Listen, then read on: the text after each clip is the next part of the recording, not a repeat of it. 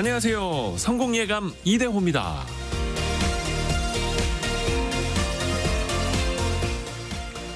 라디오는 무선 주파수를 잡아내고 병원 엑스레이 장비는 X선을 찍어낼 수 있습니다. 박쥐는 눈이 거의 퇴화됐지만 초음파로 그 주변을 탐지하고 먹이를 정밀하게 추적합니다. 방울뱀은 적외선을 볼 수 있고요. 꿀벌은 자외선 파장을 통해서 꽃을 인식할 수 있습니다. 바닥 가재는 지구 자기장을 감지하면서 이동한다고 합니다. 하지만 우리는 이러한 것들을 전혀 감지하지 못하죠. 우리가 경험하는 건 시각, 촉각, 후각, 미각, 청각 정도고요. 또 우리가 느끼지 못한다고 해서 초음파와 적외선, 자외선, 자기장, 주파수, X선 등을 존재하지 않는 거라고 부인할 수도 없을 겁니다. 박쥐와 두더지의 시력이 형편없는 것처럼 생각한다면 개는 인간의 후각을, 돌고래는 인간의 청각을 무시할지도 모릅니다. 그저 저마다가 가진 감각기관의 차이일 뿐인 거죠. 인지하는 방식에 따라서 느껴지는 모양도, 소리도, 색깔도 다를 겁니다. 그렇게 우리는 다양한 생명들과 복잡한 환경 속에서 살아가는 거죠. 세상을 인지하는 방식이 저마다 다르고 같은 걸 보더라도 모양과 색깔이 다를 수 있다는 걸 우리는 이해해야 합니다. 비단 동물과의 차이점뿐만 아니라 사람 사이에서도 마찬가지일 테고요. 성공예감 이대호입니다. 출발합니다.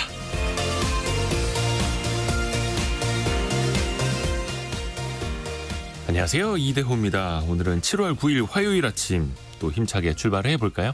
화요일은 원탁의 기자들 K 만나는 날이죠. 올해도 정부가 걷는 세수가 참 부진합니다. 세수 펑크가 현실이 또 되고 있는데요. 이게 부자 감세 때문이다. 아니다. 경제 상황이 좋지 않아서다. 정치권의 공방도 뜨겁고요. 이 세수 부족 현상을 어떻게 풀어나가야 하는지 여러분도 같이 토론해 보시죠. 그리고 삼성전자의 최대 노동조합이 처음으로 파업에 돌입했습니다. 반도체 생산까지 차질을 빚지 않을까 우려가 커지고 있는데요. 그 파업의 쟁점, 정당성 또 여파까지 한번 따져보시죠. 오늘의 경제상식 퀴즈도 나갑니다. 정답이 세 글자네요. 국내 카드사 8곳이 받는 이것의 수익이 올해 1분기에만 3,500억 원에 육박했습니다. 지난해 같은 기간보다 10% 이상 늘었다라고 하는데요. 프리미엄 카드 마케팅이 빛을 보았다는 분석입니다. 카드에 따라서 5,000원짜리, 만원짜리도 있습니다만 10만 원, 20만 원, 그리고 100만 원짜리를 이걸 내는 것도 있는데요. 공항 라운지나 전기차 충전, 여행 바우처 등 각종 혜택을 받는 게 있죠. 1년에 한 번씩 내는 일종의 가입비, 회비 개념이기도 한데요. 요 세 글자를 맞춰주시면 됩니다. 요게 비싼 카드일수록 혜택도 많기도 하죠. 자, 짧은 문자 50원, 긴 문자 100원이 드는 샵 9730 그리고 KBS 콩이 열려 있고요. 추첨을 통해서 다양한 선물 보내드립니다. 또 유튜브를 통해서도 저희 스튜디오와 함께 하실 수 있고요. 성공예감 이대호입니다. 자주 검색하시면 성공이 가까워집니다.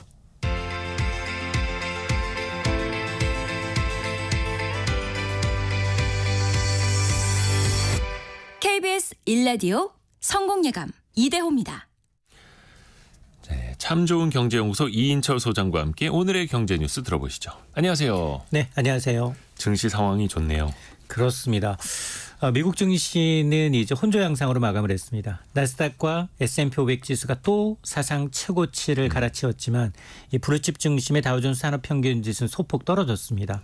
마이너스 0.08% 하락을 했고요. 나스닥이 좋습니다. 나스닥이 0.28% 올랐는데 필라델피아 반도체 업종 지수가 1.93% 뛰면서 6일째 랠리를 펼치고 있습니다. 대형지수제 S&P 500 지수 0.1% 닷새째 올랐는데요. S&P 500 지수는 무려 35번째. 네. 올해 들어서 사상 최고치를 갈아치우고 있습니다. 올해 들어서만요? 네. 네. 한 달 넘게 지금 계속해서 오르면 신고가를 기록하고 있는데 그렇죠. 일단 오늘 이렇다 할 만한 경제 지표 발표는 없었지만 지난 주말에 발표됐던 고용 지표가 다소 이제 노동 시장이 냉각되고 있음을 보여줬기 때문에 미국에서는 9월 기준금리 인하 기대감이 커지고 있고요. 이번 주 사실은 이제 제롬 파월 연준 의장의 의회 증언 또 미국의 소비자 물가 지수 6월분, 생산자 물가 지수 6월분이 발표가 되는데 만에 하나 이제 소비자 물가 지수가 더 둔화된 것으로 확인이 되면 금리 인하 기대감은 더 커질 수밖에 없고요. 지금 이 시카고 상업거래소의 페드워치 2를 통해서 금리를 전망해 보면 9월 첫 금리 인하 가능성은 75% 수준. 네. 그리고 두 차례 11월에도 또 한 번 금리를 낮출 가능성을 반영을 하고 있습니다. 오늘은 사실은 이 반도체주들 랠리라고 했는데요. 사실은 이번 주부터 미국 증시도 어닝 시즌이 시작이 됩니다. 근데 우리나라는 삼성전자가 어닝 시즌에 첫 테이블을 끊는다면 네. 미국은 금융주들이에요. 뭐 JP모건을 포함한 금융주인데 오늘은 애플, 엔비디아, 대만 반도체 다 올랐는데요. 애플이 5거래일 연속 오르면서 시가총액 1조 달러 자리를 마이크로소프트를 제치고 또 이제 순위가 바뀌고 있고요. 1등으로. 맞습니다. 네. 또 이제 엔비디아도 주가 강세를 보였었고 그리고 이제 대만 반도체도 시가총액 1조 달러를 이제 돌파하면서 기염을 토하고 있습니다. 오늘 국제 유가는 1% 넘게 떨어졌는데요. 최근에 미국을 강타한 허리케인이 약화되면서 이제 멕시코만이 집중됐던 원유 시설에 별다른 피해가 없을 것이다라는 전망으로 인해서 뉴욕 상업거래소에서 8월 인더분 서부 텍사스산 원유는 배럴당 82달러 33센트로 그리고 런던 선물거래소의 9월 인더분 브렌트유의 경우에는 85달러 75센트로 마감을 하고 있고요. 어제 이제 연이은 신고가 경신으로 이제 지금 2,870선 돌파한 이후에 차익 실현 매물로 소폭 하락했던 코스피 지금은 출발이 좋습니다. 8포인트 넘게 올랐습니다. 2,866. 6포인트 그리고 코스닥 또한 1포인트 정도 강보합세를 보이고 있고 특히 삼성전자가 지금 뭐 닷새째 랠리를 보이고 있고요. 그리고 이제 조금 전에 이제 SM 엔터테인먼트 시세 조정 의혹을 받고 있던 카카오의 창업주 김범수 경영쇄신위원장이 조금 전 경찰이 이제 소환 조사 중이다라는 소식이 전해졌는데 이 소식이 전해지면서 약세로 출발했는데 지금은 상승세로 전환을 했습니다. 카카오 주가는 뭐 원체 많이 떨어져 있었어 가지고요. 그리고 최근에 테슬라 주가가 뭐 250달러 넘어갈 정도로 굉장히 이제 급등세 이어가고 있거든요. 맞습니다. 근데 국내 배터리 업체들은 아직까지도 많이 부진하네요. 맞습니다. 지금 LG 에너지 솔루션의 실적이 나왔습니다. 올해 2분기 실적 매출은 6조 1,600억 원대, 영업이익은 1,953억 원으로 잠정 집계가 됐는데 1년 전과 비교하게 되면 매출은 30% 가까이 줄었고요. 영업이익은 무려 57%가 급감했습니다. 근데 이제 미국의 인플레이션 감축법 IRA 세액 공제를 제외하게 되면 오히려 2,500억 원이 넘는 적자입니다. 이제 증권가에서는 지금 이 삼성 SDI 실적도 좀 좋지 않게 예상을 하고 있는데요. 지금 이 삼성 SDI의 경우에는 2분기 영업이익이 지난해 같은 기간에 비해서 17에서 19% 줄어들 것으로 보고 있고요. 또 SK온 마찬가지입니다. 10분기 연속 적자였는데 2분기에도 3천억 원대 영업 손실을 기록할 것으로 예상이 되고 있는데 사실은 이제 글로벌 전기차 시장에 이제 살 사람들은 샀다. 일시적인 이제 수요 정체 현상이 좀 장기화되고 있습니다. 여기다 이제 중국 경쟁 업체들이 이제 급성장하면서 국내 배터리 업계 혹한기가 좀 길어지고 있는데요.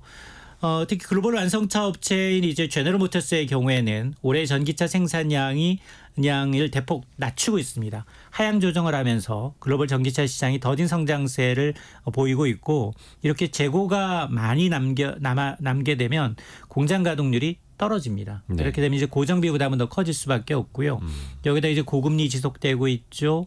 그리고 이제 전기차 시장의 주요 핵심 재료라고 하는 리튬, 니켈과 같은 원재료 가격이 좀 하락하는 것도 시차를 두고 이제 이런 전기차 업체들의 수익성 악화에 일조를 하고 있습니다. 이러다 보니까 사실 배터리 가격 경쟁력을 무기로 이제 중국 업체의 이제 급성장이 좀 위협적인데요. 다만 이제 K배터리 3사의 경우는 궁극적으로 뭐 그럼에도 불구하고 전기차 시장의 전환 흐름은 중장기적으로 좀 이어질 것으로 보고 지금 뭐 포트폴리오 다각화를 통한 이제 수익성 개선 작업을 하고 있는데 그럼에도 불구하고 이 기간이 좀 길어지면 길어질수록 사실은 좀 이 손실이 좀 커지지 않을까라는 우려스러운 분위기입니다. 그 시간을 또 견뎌내야 하는 거고요. 그 업체들뿐만 아니라 그 업체에 투자한 투자자들도 마찬가지고요. 그리고 2차 전지는 아닙니다만 1차 전지 제조 공장 아리셀, 얼마 전에 대규모 화재가 일어났던 곳 아닙니까?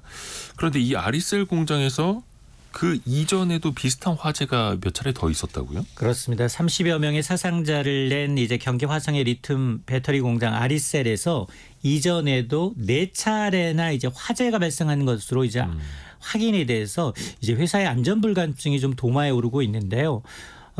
이 경기 남부경찰청에 따르면 2021년에 2건, 그리고 2022년에 1건, 올해 1건이 있었다는 겁니다. 올해 1건의 경우에는 이번 화재 이틀 전에 발생한 거였습니다. 네. 그래서 지난달 20일 화재는 이제 작업자가 배터리에 전액을 주입한 이후에 발생하는 것으로 확인이 되고 있어서 이때 이제 배터리 온도가 급격하게 상승해서 불이 났지만 근로자들이 진화했고 또 업체는 이를 이제 소방당국이 신고하지 않은 것으로 나타나고 있는 상황인데요. 자, 이러다 보니 지금 그 경찰은 이제 이 아리셀과 인력 공급 업체인 이제 매세 관계자 등 4명에 대해서 업무상 과실치사상의 혐의로 이제 입건한 상태거든요. 네. 그래서 이 아리셀 대표에 대해서는 중대재해처벌법 위반 혐의가 있는지 여부에 대한 조사가 진행 중에 있고, 특히 이제 고용부의 경우에는 아리셀의 어떤 불법 파견 의혹에 대해서도 조사를 진행하고 있는데, 충격적인 건 뭐냐? 이 공장이 3년 연속 위험성 평가에서 우수 사업장으로 인증을 받았다는 겁니다. 자, 그러다 보니 이게 지금 이 안전 관리에 대한 이제 총체적인 문제점이 드러난 게 아니냐라는 이제 지적이 나오고 있습니다. 인증 제도의 실효성까지도요. 자, 그리고 배달 시장이 한동안 굉장히 좀 어려움에 빠져 있었잖아요. 배달 시장이 조금 나아진다고요? 맞습니다. 이제 배달 플랫폼들이 지금 무료 배달 경쟁 이제 불이 붙다 보니 주춤했던 배달 시장이 다시 이제 다 되살아나고 있다라는 건데요. 실제로 이제 이 통계청의 국가 통계 포탈을 보면 지난 5월에 이제 배달 라이더를 포함한 단순 노무 종사자가 413만 7천여 명인데 1년 전에 비해서 11만 8천 명, 3%가량 늘었다는 겁니다. 이게 이제 2022년 10월 이후 최고치인데, 이 단순 노무 종사자라는 게 취업 라이더를 포함한 뭐 건물 청소하시는 분들, 아파트 경변하시는 분들, 가사 도우미를 포함하고 있는데, 사실은 이제 엔데믹 이후 줄었던 단순 노무 종사자가 늘어난 가장 큰 이유는 뭐냐? 바로 이제 배달 플랫폼 업체들이 배달 수수료 제로 정책을 앞세워서 소비자 붙잡기에 나선 결과로 이제 풀이가 되고 있는데요. 여기에다 지금 아마 이제 그동안 이제 일감이 없어서 시장을 이탈했던 라이더들이 속속 돌아오다 보니 배달 음식 거래액이 다시 늘어나고 있습니다. 특히 이 시장 지금 온라인 대형 유통업체들도 지금 눈독을 들이고 있는데요. 네. 온라인으로 상품을 주문하면 즉시 배송해주는 이른바 퀵 서머스 서비스가 잇따라 이제 유통업체들이 출시하다 보니 아마 이제 배달 시장 성장세가 아마 이제 하반기에도 좀 더 가팔라지지 않겠느냐라는 기대감은 나오고 있지만, 그러나 이게 언제 이제 무료 배달 정책이 또 중단될지 모르거든요. 그렇죠. 그러다 보니 좀 눈여겨서 소비자들이 좀 주시해야 할 대목입니다. 사실 이 배달 대행 업체들이 무료 배달 서비스를 하는 것도 배달 시장이 침체되니까 맞아요. 자신들이 또 살아나기 위해서 이런 이벤트를 하는 거잖아요. 근데 이 이벤트가 끝나면 또 어떻게 될지도 지켜봐야겠고요. 지금 또 이제 비가 많이 내리다 보니까 이 배달하시는 분들 대부분 이제 오토바이를 타고 다니시니까 좀 걱정이 많겠습니다. 그렇습니다. 본격적인 장마철 접어들면서 배달 라이더들의 안전이 좀 위협받고 있다는 소식인데요. 네. 한 배달 플랫폼이 이제 오늘부터입니다. 단건 배달이 좀 어렵다, 날씨 때문에. 이럴 경우에는 묶음 배달로 자동 전환하는 정책을 도입을 했는데, 기상 악화가 나타날 때마다 사실은 배달 라이더의 경우에는 좀 안전성 이유로 기피하잖아요. 네. 그러다 보니까 배달 플랫폼은 기상할증, 프로모션을 합니다. 한 건 기준하게 되면 500원에서 뭐 1,000원 단위로 이제 좀 더 이제 이 수수료를 좀 올려주고 있는 상황인데요. 이러다 보니 라이더는 고민이에요. 배달 나가자니 안전이 걱정되고 또 실현이 비가 너무 잦아서 수익성이 좀 크게 줄 수밖에 없어서, 근데 배달 오토바이는 바퀴수가 좀 적기 때문에 네. 미끄러운 빗길에 굉장히 취약합니다. 그렇죠. 그래서 사고가 발생하면 대형 사고로 이제 확산될 수가 있는데, 문제는 뭐냐면 이렇게 기상 상황, 장마와 같이 한꺼번에 국지적으로 많이 내리잖아요. 근데 이제 우리가 어떤 기상 상황에 따른 배달 중단 규정이라든가 강수량에 따른 풍속에 따른 기준이 없기 때문에 장마철 배달은 오롯이 개인 판단에 따라서 개인의 안전 책임도 배달 라이더가 떠맡는 구조입니다. 어떤 뭐 규제나 규정이 있는 게 아니라요. 맞습니다. 스스로 좀 안전을 지키시길 바라겠습니다. 이렇게 빗길에서 또 고개 운전하시는 분들이 또 간혹 있어가지고 또 그리고 이제 비 올 때는 가능하면 좀 적게 시켜주는 게 배달 라이더들의 이제 안전을 위해서도. 그렇죠. 근데 너무 이제 늦게 오니까 자꾸 전화를 하게 되거든요. 30분 내에 안 오면 천천히 오시라 해야죠. 예. 그때 또 비 오는 날은 또 밖에 나가기 또 힘들어서 맞습니다. 또 배달을 또 많이 시키시고. 그러니까 소비자도 배달 라이더도 서로의 안전을 조금씩 더 배려하는 마음이 좀 필요해 보입니다. 배려하는 문화 네. 좋습니다. 참 좋은 경제연구소 이인철 소장 함께했습니다. 고맙습니다. 네, 고맙습니다.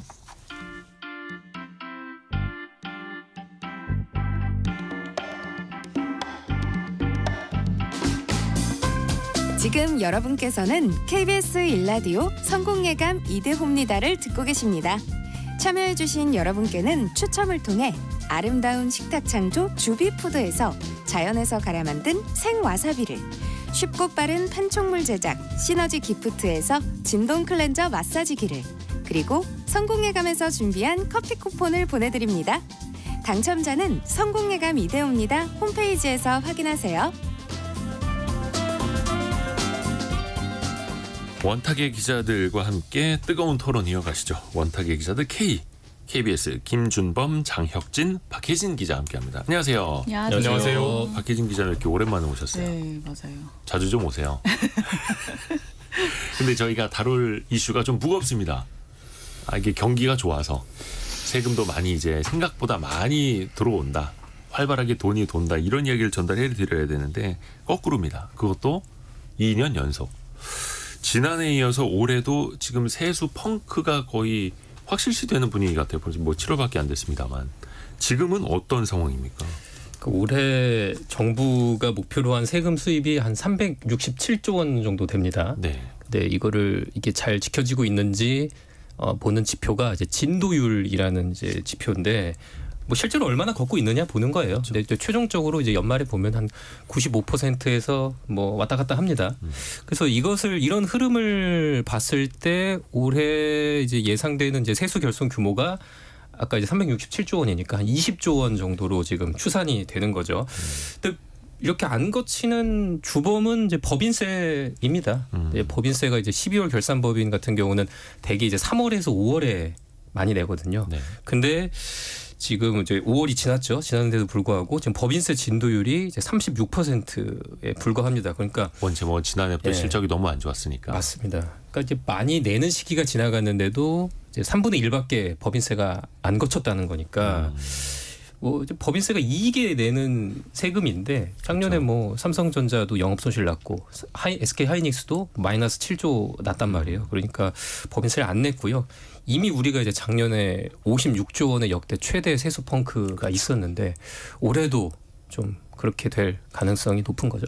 56조까지는 아니더라도 뭐 이제 세수 펑크가 2년 연속될 가능성이 있는 거죠. 거의 지금 계산으로 한 10조 원에서 30조 원까지 또 펑크가 날 수 있다 이런 이야기 나오더라고요. 이게 두 가지 측면이 있는 것 같아요. 그러니까 이제 세수 펑크, 뭐 세수 결손 이 두 해 연속 대규모로 반복이 되는데 네. 일단 방금 장 기자가 말한 것처럼 세금이 안 거치는 문제, 대부분 법인세에서 이제 펑크가 나고 있는데 뭐 회사들이 단기 순이익을 많이 못 남기니까 세금이 안 거치는 문제가 하나 있고요. 네. 근데 그건 좀 이따 차후로 논의한다고 하더라도 두 번째로는 예측이 자꾸 틀리거든요.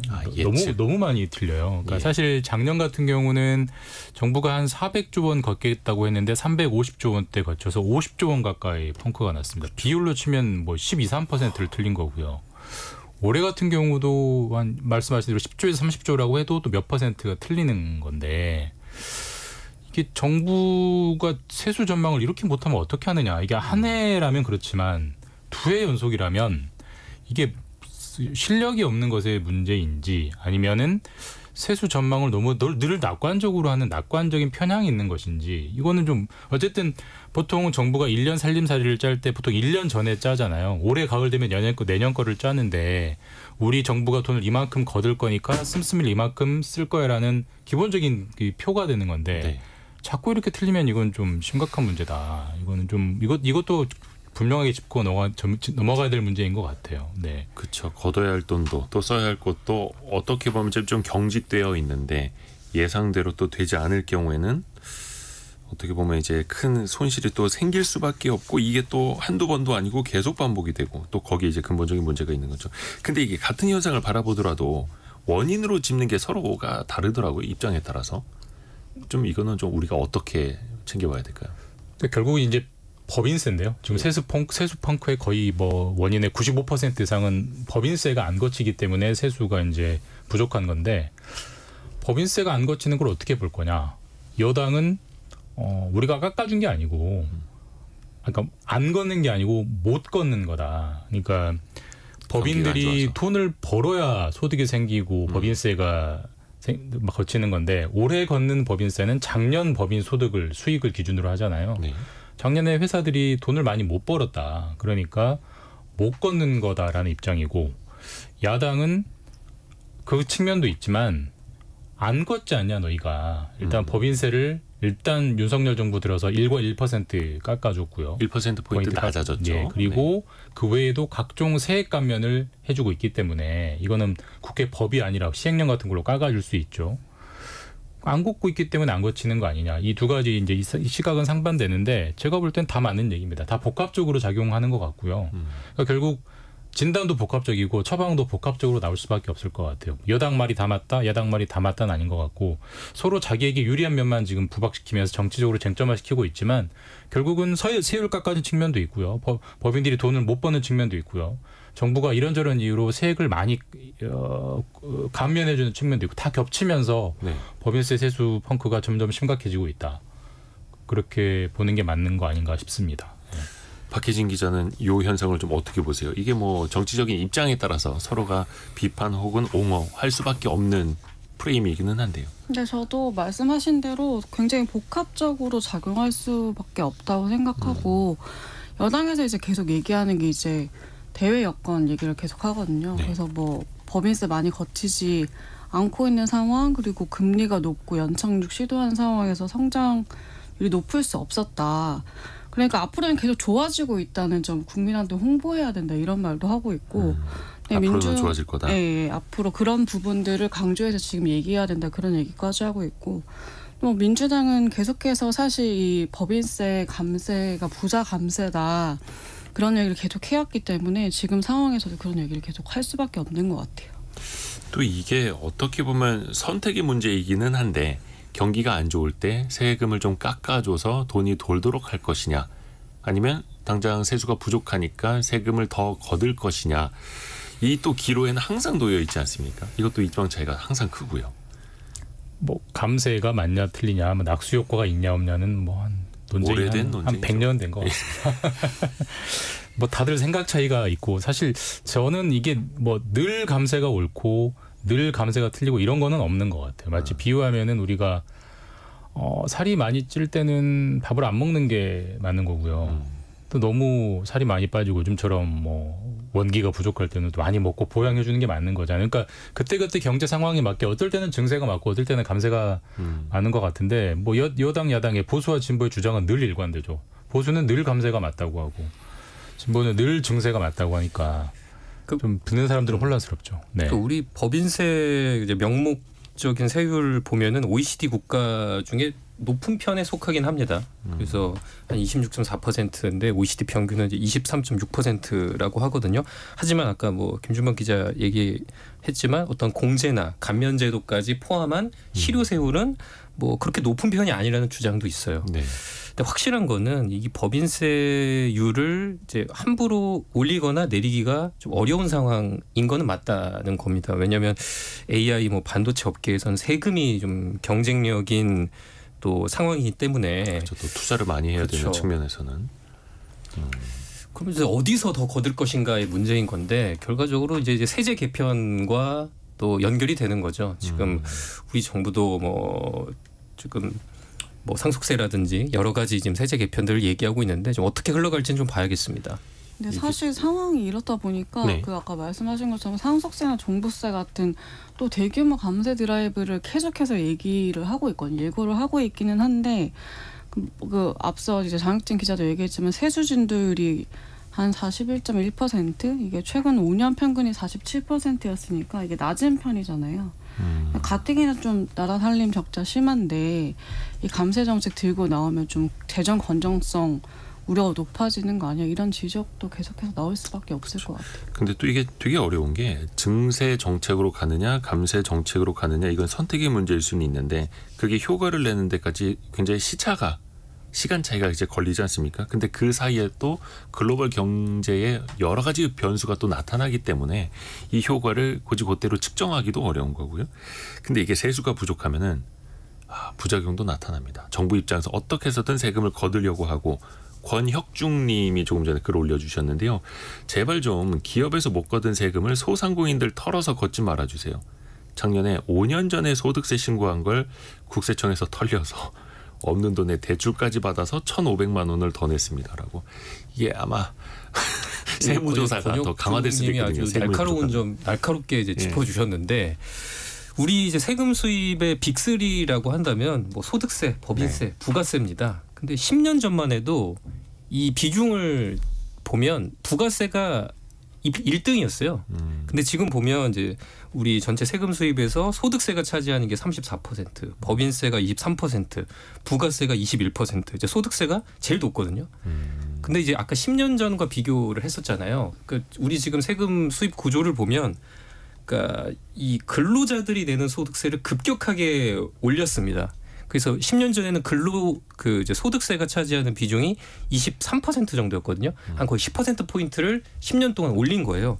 그 말은 뭐냐면 이제 어쨌거나 직장인들 뭐 이런 근로 소득자들의 어떤 이제 지갑에서 많이 가져갔다 이렇게 볼 수 있는 건데 그 뭐 이제 과표 구간 이제 세율을 이제 바꾼 게 작년이었어요. 15년 동안 안 고치다가.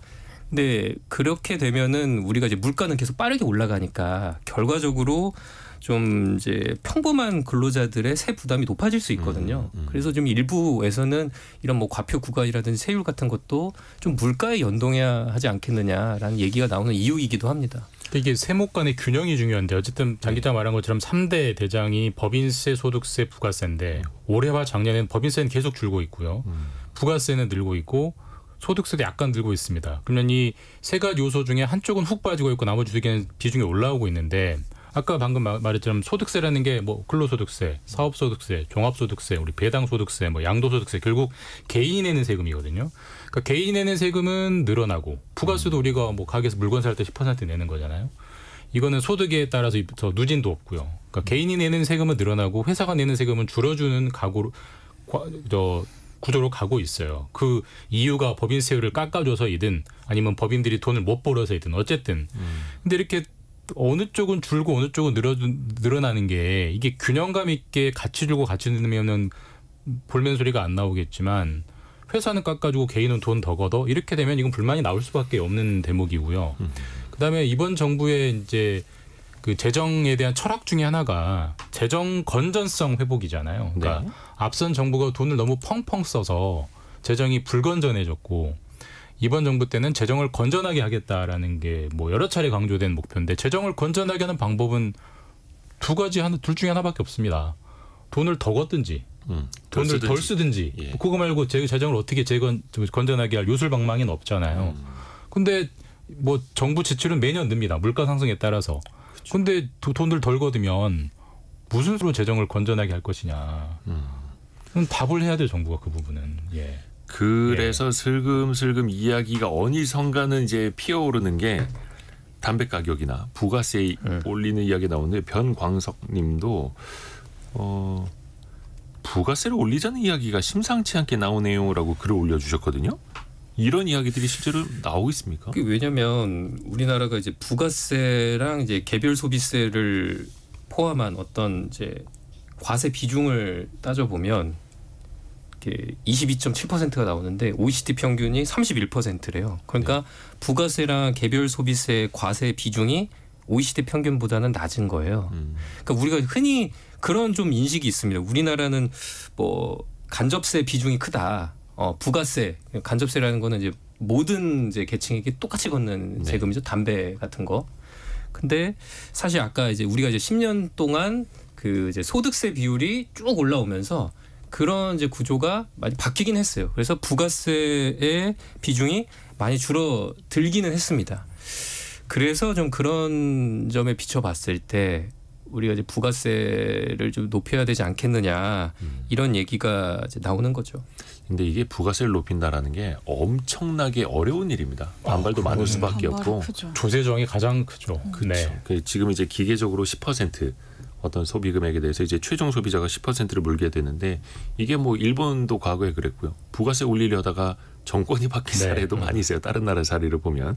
그래서 이거는 군부를 떼더라도 굉장히 신중할 수밖에 없는 거고 또 자칫 내수 위축을 또 더 불러올 수도 있는 거예요. 그렇죠. 가난한 사람에게 부담이 더 큰 게 바로 부가세니까. 예. 근데 어쨌든 아까 계속 거듭된 얘기지만 지금 뭐 이유가 무엇이건 세금이 계속 빵꾸 나고 있잖아요. 펑크 나고 있잖아요. 그럼 결국 이렇게 되면은 국채 발행해서 빚내는 수밖에 없는 건데 그게 싫으면은 세수를 어디서든 찾아야 되거든요. 근데 지금 이번에도 이제 곧 나올 세제 개편안에도 다 깎아주겠다는 거예요. 상속세 깎아주겠다. 그 다음에 밸류업 하는 기업들에는 법인세, 배당 소득세 깎아주겠다. 그 다음에 종부세도 깎자. 이건 뭐 어떤 요술방망이 우리 모르는 게 있는 건가라는 생각이 들 수밖에 없어요. 어떻게 하자는 거지? 그러니까 손을 누가 키우자는 거지? 이 의문에 대한 답을 해주지 않으면 책임 있는 정부가 아닌 거죠. 예. 그래서 정치권에서도 그 재정 준칙을 도입을 해야 한다. 거치는 돈에 따라서 그리고 재정 상황에 따라서 예산이라든지 지출도 통제하는 규칙을 만들자라는 이야기가 나오는데 사실 이것도 한두 해 된 게 아니에요. 이런 이야기. 거의 매번 나오죠. 그러니까 작년에는 이제 돈이 부족했을 때 그 외국한 평형 기금을 썼죠. 예. 그 외국한 평형 기금이라면 이제 환율 방어를 위해 우리가 이제 비축하고 있는 실탄인데 원화와 달러 둘 다 있습니다.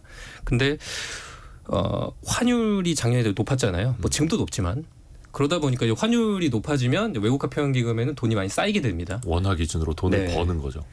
그러다 보니까 그거를 썼어요. 작년에는 20조 원 정도를 썼는데 올해는 이제 작년에 쓴 거 다시 갖다 놔야 돼요. 그래서 올해는 이제 그거를 쓸 수가 없어요. 그렇다면 이제 어디서 돈을 또 끌어다 쓸 것인가 그 문제인데 올해 이제 상반기만 이제 한국은행에서 이제 끌어다 쓴 돈이 정부가 이제 91조 원 정도 된다고 합니다. 근데 91조를 빌려서 여기서 71조는 갚았어요. 그래서 대출 잔액이 이제 20조 원 정도 있는 거죠. 그러니까 정부가 한국은행에 쓰는 마이너스 통장이라고 보시면 됩니다. 근데 이게 최대 이제 50조 원까지 차입이 가능한데 앞으로도 이제 계속 늘 우려가 있는 거 이거 공짜 아닙니다. 이거 저희 그 이자 줘야 돼요. 근데 뭐 아까 김종 기자 얘기했듯이 이제 지금 국채 발행 추경은 지금 정부가 지금 안 하고 있으니까 지금 재원을 더 끌어오기 어려운 상황인데 결과적으로 쓸 돈 없으면 불용 예산이 늘 수밖에 없는 거죠. 쓰지 않는 거죠, 그냥 아예. 이게 또 재정 준칙을 도입을 한다라고 해도 국가재정법을 만들어서 타이트하게 관리를 한다 해도 막상 그 상황에 가서 경기가 정말로 안 좋으면 우리 재정 준칙 지켜야 되니까 돈 쓰면 안 됩니다. 또 이럴 것인가. 또 실효적인 논란이 또 있을 수밖에 없고요. 또 이걸 요구하는 이제 국회의원님들도 본인이 정작 이제 세출이 따라서 나갈 수밖에 없는 법안을 발의할 때 비용 축에서를 안 내는 경우들이 많아요. 이게 돈을 어떻게 조달할 것인가도 같이 이제 입법 활동을 할 때 같이 내야 하는데 이거 안 내시는 분들도 많습니다. 이게 또 뭐 단적으로 이런 거죠. 사실 이제 우리도 다 그런 모순에 빠져 있는 건데 이게 이제 부분과 전체 총합의 모순인데 우리 그 선거철 되면은 주요 국회의원 후보자들이 여기에 뭐 지하철 뭐 유치했다, 뭐 여기에 뭐 사회 간접자본 몇 억 원 유치했다라고 막 대문짝만하게 홍보하고 그렇죠. 또 그게 표심으로 움직이잖아요. 네. 우리 동네에는 돈을 더 쓰면 좋고 나라 전체적으로는 재정 준칙을 지켜야 되고 근데 다 더하면 나라 전체 예산인데 그러니까 이게 사실 우리도 그렇고요. 유권자도 국회의원도 모순에 빠져 있는 거죠. 내로남불 같은 거예요, 사실. 네.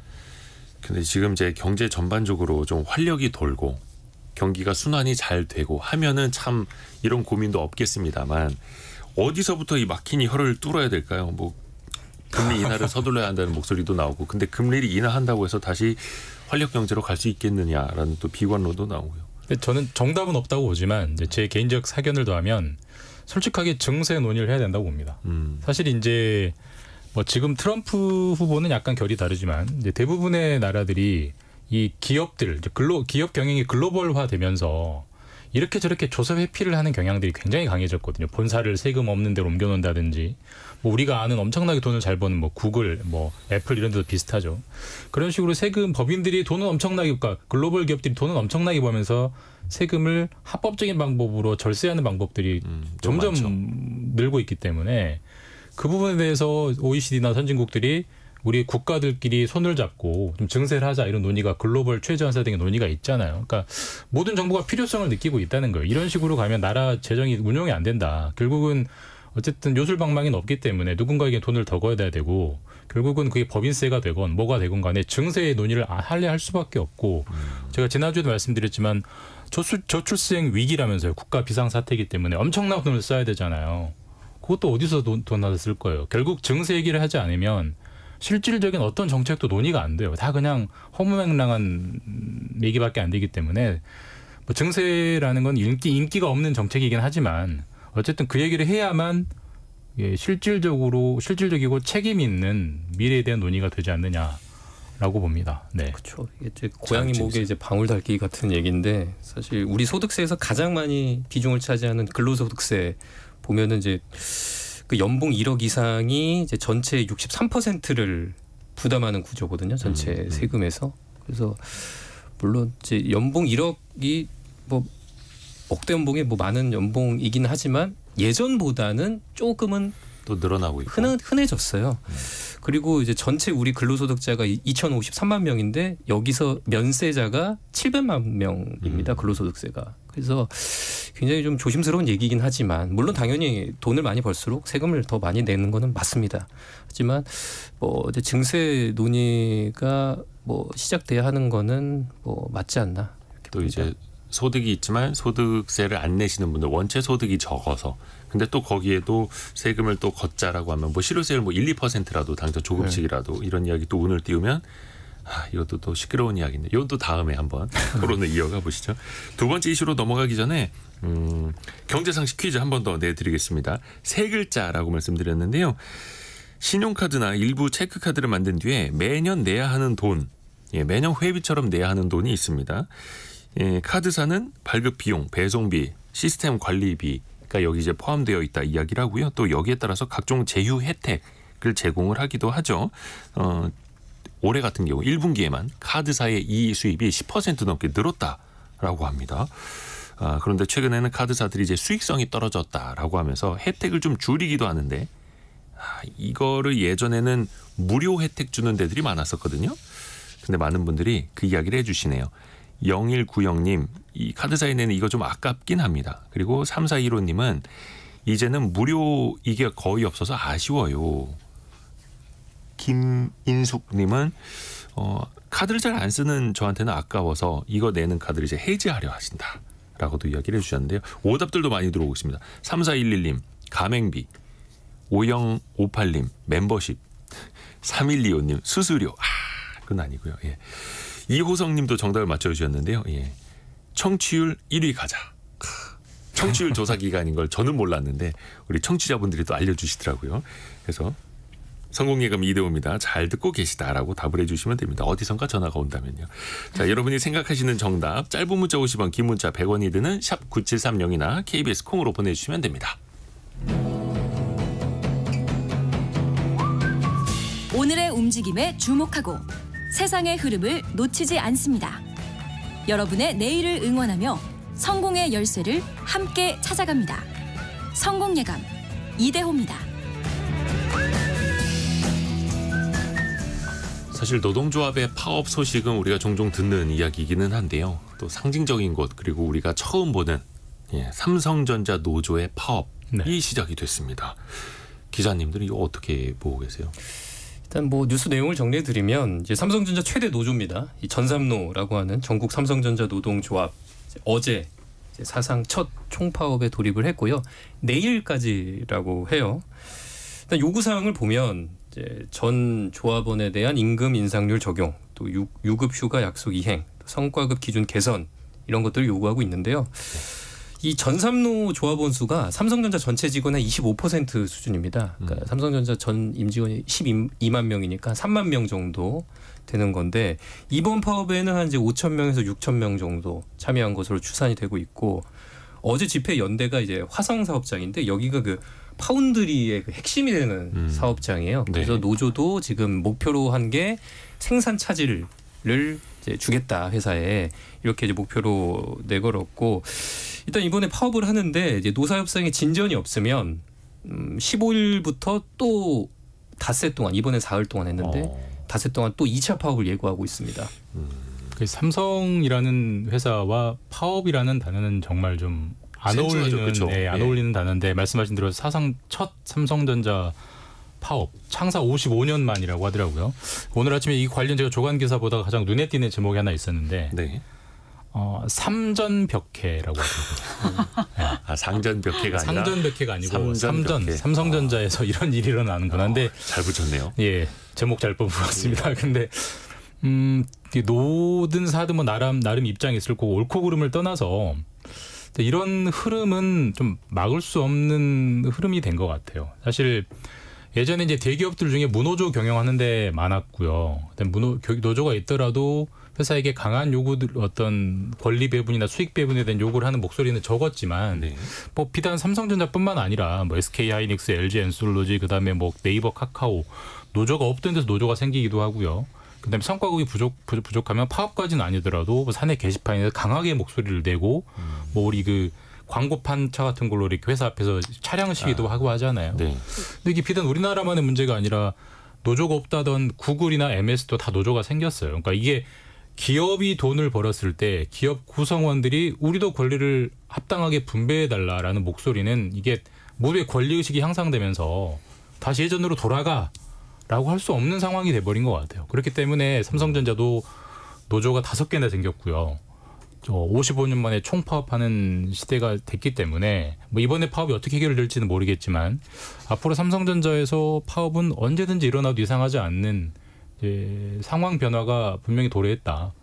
그렇게 보입니다. 네. 근데 우리가 앞선 토론 주제에서 법인세도 이야기를 했습니다만 사실 삼성전자가 법인세를 많이 못 낸 영향도 지난해 실적이 안 좋았기 때문 아닙니까? 근데 지난해 실적이 안 좋았는데 성과급이 많이 안 나왔다라고 해서 이제 파업을 한다라고 하면은 어떻게 받아들여야 될까요?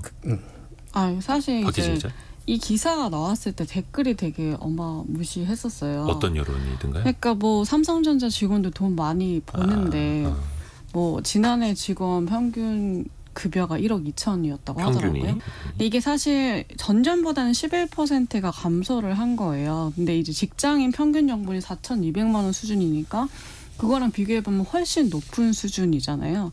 근데 아까 말씀하신 것처럼 지난해 영업이익이 워낙 안 좋다 보니까 이번에 이제 성과급이 사라지면서 사실 연봉이 이제 그 아까 그 6,500명이 파업을 했다고 했는데 그 중에서 한 5,000명 넘게가 이 반도체 관련 DS 부문 이제 직원들이었거든요. 근데 이 반도체 관련 성과급이 0% 영원이었어요. 그러니까 그게 말씀드렸던 반도체 사업 부진 때문인데 이게 2014년에 삼성전자에서 하는 이 초과이익 성과급 제도가 시작된 이후 이 영원이 된 건 처음이었다고 하더라고요. 근데 그렇게 되다 보니까 직원 연봉이 평균적으로 30% 줄게 생긴 거고 근데 반대로 이제 갤럭시 스마트폰 사업은 또 잘 되면서 이 모바일 경험, 뭐 MX 부분은 연봉이 최대 50%를 성과급으로 줬다고 하니까 이런 내부 격차가 생기면서 밖에서 보기에는 왜 쟤네들 돈 많이 벌면서 저렇게 파업을 하냐라고 하지만 내부 직원들 사이에서는 이 내부 격차 때문에 또 불만이 생기게 된 거죠. 또 그 내부에서도 가전 부문이냐 아니면 스마트폰 부문이냐 반도체 부문이냐 또 격차도 커왔고 저희가 얼마 전에 역발상 경제 시간에 이 보너스 성과급에 대해서 다룬 적이 있거든요. 그러니까 어떻게 보면은 획일적이거나 너무 기계적으로 반복적으로 주는 그 성과급이 오히려 당근 효과가 안 될 수도 있다.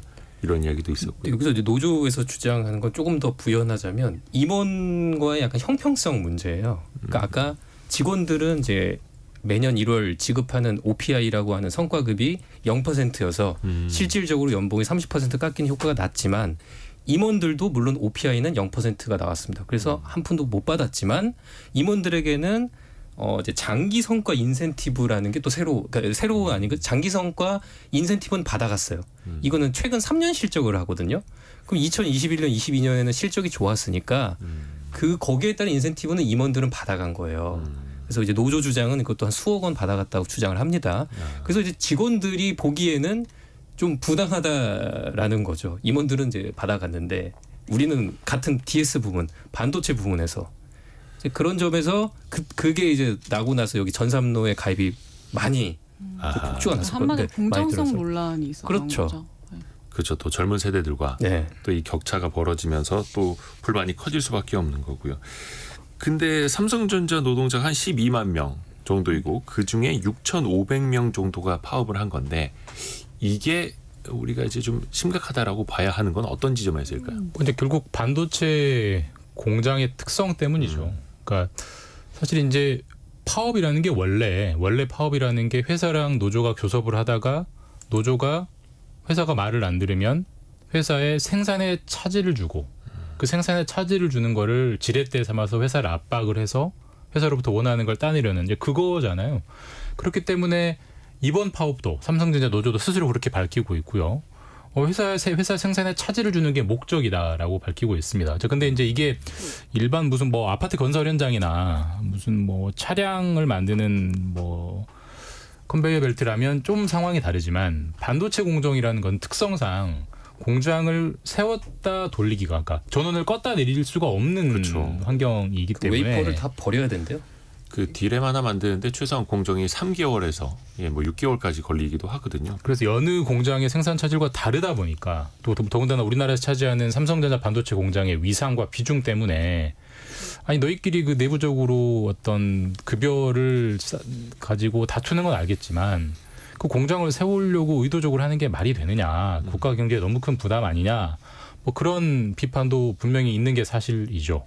예. 그렇죠. 그래서 1초라도 멈추면 안 되는 그 반도체 공장에 수천 명이서 이제 파업을 하겠다라고 해서 근데 그 노조가 이야기하는 걸 보니까 반드시 그 반도체 생산 차질을 달성하겠다 이렇게 밝히더라고요. 좀 무시무시하지 않습니까? 그러니까 이게 좀 여론이 안 좋은 게 이게 올해 2분기 이제 삼성전자 영업 이익이 되게 좋았고 2분기가 10조가 넘었잖아요. 그래서 이제 뭐 슈퍼 사이클이 왔다 뭐 이런 얘기도 나오는데 이런 시기 때 하니까 조금 이제 외부에서 보는 시각은 좋지는 않은 거죠. 그렇죠. 한창 어려웠다. 이제 좀 나아질까 하는데. 네. 근데 이제 뭐 아까 김준 기자가 얘기했습니다만 뭐 구글이나 MS 같은 경우는 노조 경영을 지금 하고 있는데 노조가 생겼는데 경쟁자의 TSMC 같은 경우는 1987년에 창업한 이래로 무노조 경영을 이제 계속하고 있고 여전히 노조가 없더라고요. 네. 그래서 또 제조업 노조가 미국은 되게 센데 인텔도 없거든요. 네. 그렇다 보니까 이제 경쟁자들은 이제 어떤 노조 리스크가 없이 운영을 하고 있는데 삼성에서는 이런 일이 발생하니까 조금 이제 우려 섞인 시각들이 있는 건 사실이죠. 그러니까 저도 찾아봤는데 미국의 빅테크 기업들이 거의 노조가 없다가 2021년도부터 뭐 아마존이나 알파벳이나 마이크로소프트나 일부가 생기긴 했더라고요. 근데 이런 데들은 이제 소프트웨어나 서비스 기업들이고 특히 이제 반도체를 직접 생산해야 하는 곳은 인텔과 뭐 TSMC처럼 특히 예민할 수밖에 없어서 예전에 뭐 이건희 회장도 그렇고 TSMC의 모리스 장도 그렇고 무노조 경영을 또 고수할 수밖에 없었던 게 이게 어떻게 보면 이제 기업의 생존하고 또 직결이 되지 않습니까? 그런 측면이 또 불가피성도 또 있는 거고. 근데 이제 뭐 거기는 없지만 삼성 있는 게 차이이긴 한데 근데 중요한 거는 이미 차이가 생겨버렸고요. 네. 있는 노조를 없앨 수는 없어요. 보통 이제 그렇죠. 관리의 삼성이라고 하니까 삼성이 이제 지금까지 노무 관리에 대해서는 실력을 보여준 적은 없지만 어쨌든 직원들이 합법적으로 만든 노조가 이번 쟁의도 합법 파업이거든요. 다 정의권 획득하고 하는 거기 때문에 그거를 관리를 해서 노조는 생산 차질을 주겠다고 지금 목표로 하지만 생산 차질이 생기지 않게 하는 것도 회사의 이제 능력, 경영 능력이거든요. 그런 것들을 보여줘야 되는 상황인 것 같아요. 이거는 권리의식이 향상됐기 때문에 옛날로 돌아가라고 해도 돌아가지지가 않아요. 그렇죠. 그러니까 이거 현실은 인정해야 되고 그리고 어쨌든 수익 배분을 해달라는 주장 자체가 뭐 말도 안 되는 주장은 아니기 때문에 어쨌든 노무 관리의 실력을 관리의 삼성이 이제 보여줘야 되는 상황이 왔다.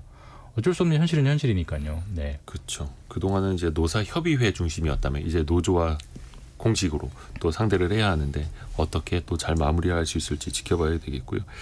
지금 근데 삼성전자의 노조가 여기 하나만 있는 거는 아니에요. 속속 또 생겨나고 있고 지금 한 5개인가요? 삼성전자에만? 네. 삼성전자에만 5개가 있고 이번에 한 게 가장 큰 전국 삼성전자 노동조합 전삼노 외에도 4개나 있죠. 그러니까 노조를 만드는 게 거의 이제 일종의 트렌드가 되고 있기 때문에 이거는 인정하고 여기에 대한 이제 해법을 찾아야 될 것 같습니다. 네. 그렇죠. 또 준법감시위원회에서도 무노조 경영이 또 옳지는 않다 이렇게 과거에 또 지적을 했었고 계속 생겨날 수밖에 없겠고 그러면 삼성전자 입장에서도 뭐 기존에도 근로자들과 다 이제 동행을 해왔던 삼성이긴 합니다만 노조랑 이게 참 갈등 없이 파업 없이 생산 라인 차질 없이 동행해 나간다라는 게 방법적으로 굉장히 좀 어려울 것 같아요. 근데 우리가 그렇게 귀족 노조로 전투적인 노조로 엄청난 비판을 많이 받았던 데가 현대차 노조거든요. 그래도 이번에는 파업은 안 한다 하더라고요. 6년째 무분규를 하고 있습니다. 이제 그게 뭐 노조가 착해서일 수도 있지만 회사가 또 나름 노하우를 익혀서 노조를 잘 관리하고 협상을 잘하는 방법을 찾은 거일 수도 있거든요. 그러니까 결국 이제 삼성전자도 노조가 생겼고 파업을 앞으로 언제든지 해도 이상하지 않는 상황이 됐기 때문에 이런 관리 기법들을 익혀서 이제 관리해 가야죠. 그러지 않고는 방법이 없어요, 사실 이건. 예, 그렇죠. 그리고 또 12만 5천 명 정도의 삼성전자 임직원도 있고 대한민국에서 삼성전자 주주들만 하더라도 거의 500만 명 수준이기 때문에 이게 뭐 특정 기업 하나의 일은 아니고 또 국가적으로도 우리가 또 같이 신경을 쓸 수밖에 없는 일이기도 합니다. KBS 김준범, 장혁진, 박혜진 기자 함께했습니다. 고맙습니다. 감사합니다. 그리고 삼성전자 향후에 또 파업이 또 이루어지게 되면 또 저희가 계속해서 뉴스로 전달해드리겠습니다. 1부 마칠 시간이고요. 저희가 2부에서는요. 이제 제2의 베이비 부머 세대들도 은퇴하는 시기가 돌아왔다고 하는데 과연 여러분은 노후 대비 또 제2의 직업을 준비하고 계시나요? 은퇴 이후에 퇴직 이후에 어떤 자격증을 따고 어떤 일자리를 어떻게 준비하면 좋을지 실질적으로 좀 도움이 될 수 있는 시간을 저희가 2부에 마련을 했거든요. 잠시 뉴스 들으시고요. 10시 5분에 금방 다시 이야기 이어가겠습니다.